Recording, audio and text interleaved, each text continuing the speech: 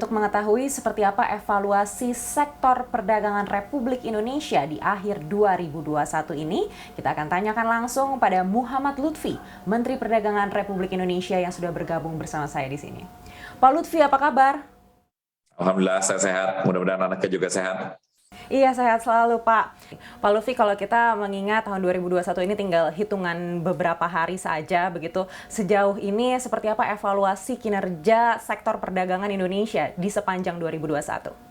Ya, kalau kita lihat misalnya di era tahun 2021 sebenarnya volatility daripada barang makanan sebenarnya level yang terendah, memasuki level yang paling rendah selama sejarah sebenarnya. Jadi itu kalau kita lihat mungkin cuma 0,8% sumbangan terhadap inflasi nasional. Jadi secara garis besar, secara garis besar harga pangan di Indonesia ini stabil sebenarnya ya.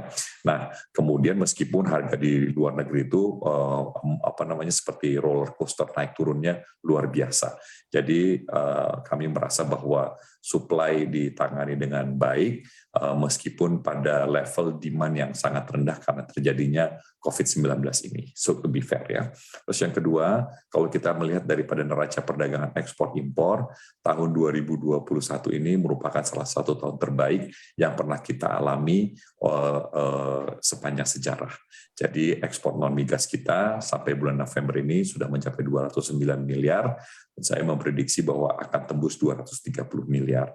Yang terpenting adalah bagaimana surplus itu terjadi. Jadi kalau kita lihat surplus non migas itu 45 miliar, dikurang 11 miliar daripada defisit migas, menyebabkan surplus kira-kira 34-35 miliar US dollar.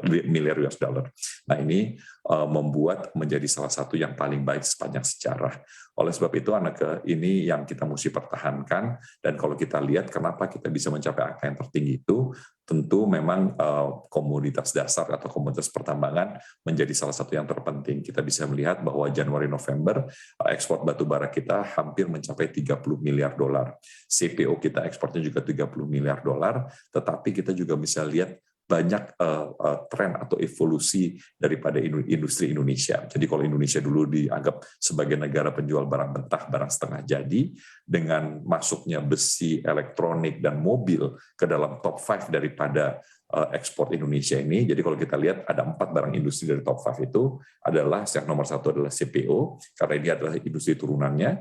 Yang nomor 3 adalah besi baja, elektronik, dan mobil. Jadi 4 dari 5 top 5 daripada ekspor non migas kita itu adalah barang-barang industri. Dan ini menunjukkan bahwa Indonesia adalah sekarang berevolusi menjadi mengekspor barang industri berteknologi tinggi. Dan ini kita mesti syukuri, terutama ada beberapa yang sangat penting, yaitu industri besi baja nasional yang growth-nya itu lebih dari 90% dibandingin periode yang sama tahun lalu. Jadi kalau sekarang ini Januari-November sudah berada di sekitar 18 miliar dolar, saya memprediksi bahwa ekspor dari besi baja nasional kita ini akan mencapai 20 miliar dolar atau pertumbuhan lebih dari 95% dibandingkan periode yang sama tahun lalu, menyebabkan bahwa jadi defisit perdagangan kita di masa yang akan datang akan ditutup dengan tingginya atau bagusnya ekspor industri kita. Kita juga bisa melihat bahwa di sektor mobil atau otomotif itu ekspornya sudah kembali normal seperti